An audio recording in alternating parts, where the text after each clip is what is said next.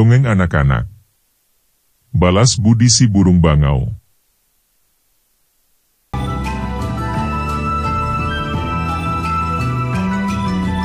Dahulu kala di suatu tempat di Jepang, hidup seorang pemuda bernama Yosaku.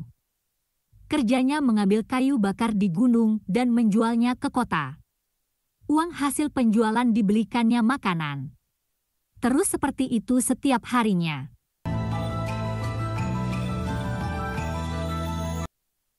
Hingga pada suatu hari ketika ia berjalan pulang dari kota, ia melihat sesuatu yang menggelepar di atas salju. Setelah didekatinya, ternyata seekor burung bangau yang terjerat di perangkap sedang meronta-ronta. Yosaku segera melepaskan perangkap itu. Bangau itu sangat gembira.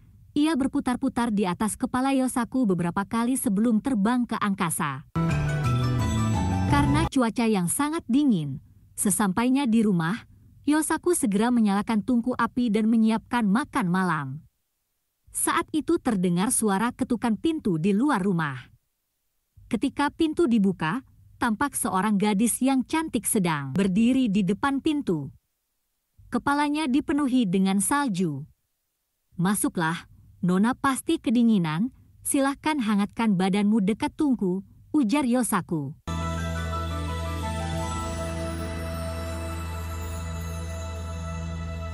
"Nona mau pergi kemana sebenarnya?" tanya Yosaku. "Aku bermaksud mengunjungi temanku, tetapi karena salju turun dengan lebat, aku jadi tersesat. Bolehkah aku menginap di sini malam ini?" "Boleh saja, Nona. Tapi aku ini orang miskin, tak punya kasur dan makanan," kata Yosaku. "Tidak apa-apa, aku hanya ingin diperbolehkan menginap." Kemudian gadis itu merapikan kamarnya dan memasak makanan yang enak.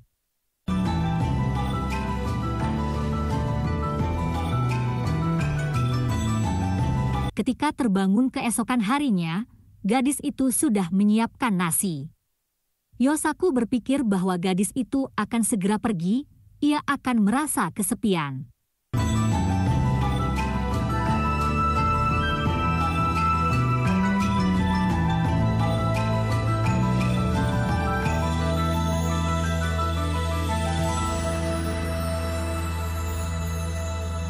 Salju masih turun dengan lebatnya. "Tinggallah di sini sampai salju reda," kata Yosaku. Setelah 5 hari berlalu, salju mereda. Gadis itu berkata kepada Yosaku, "Jadikan aku sebagai istrimu, dan biarkan aku tinggal terus di rumah ini." Yosaku merasa bahagia menerima permintaan itu. "Mulai hari ini panggillah aku Otsuru," ujar si gadis.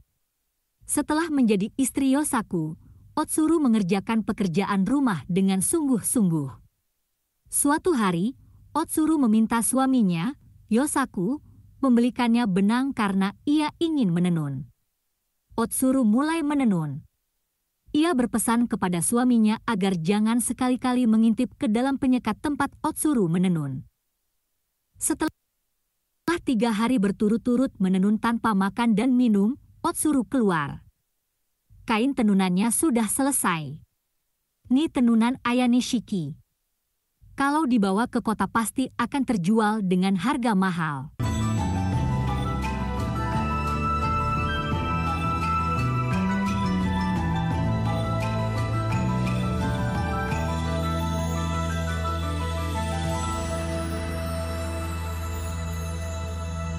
Kalau dibawa ke kota pasti akan terjual dengan harga mahal. Yosaku sangat senang karena kain tenunannya dibeli orang dengan harga yang cukup mahal. Sebelum pulang, ia membeli bermacam-macam barang untuk dibawa pulang. "Berkat kamu, aku mendapatkan uang sebanyak ini, terima kasih istriku." Tetapi sebenarnya para saudagar di kota menginginkan kain seperti itu lebih banyak lagi. "Baiklah, akan aku buatkan," ujar Otsuru. Kain itu selesai pada hari keempat setelah Otsuru menenun. Tetapi tampak Otsuru tidak sehat dan tubuhnya menjadi kurus. Otsuru meminta suaminya untuk tidak memintanya menenun lagi. di kota, sang saudagar minta dibuatkan kain satu lagi untuk kimono Tuan Putri. Jika tidak ada maka Yosaku akan dipenggal lehernya. Hal itu diceritakan Yosaku pada istrinya. Baiklah, akan ku buatkan lagi, tetapi hanya satu helai ya, kata Otsuru. Karena cemas dengan kondisi istrinya yang makin lemah dan kurus setiap habis menenun, Yosaku berkeinginan melihat ke dalam ruangan tenun. Tetapi ia sangat terkejut ketika yang dilihatnya di dalam ruang menenun, ternyata seekor bangau sedang mencabuti bulunya untuk ditenun menjadi kain. Sehingga badan bangau itu hampir gundul kehabisan bulu. Bangau itu akhirnya sadar dirinya sedang diperhatikan oleh Yosaku.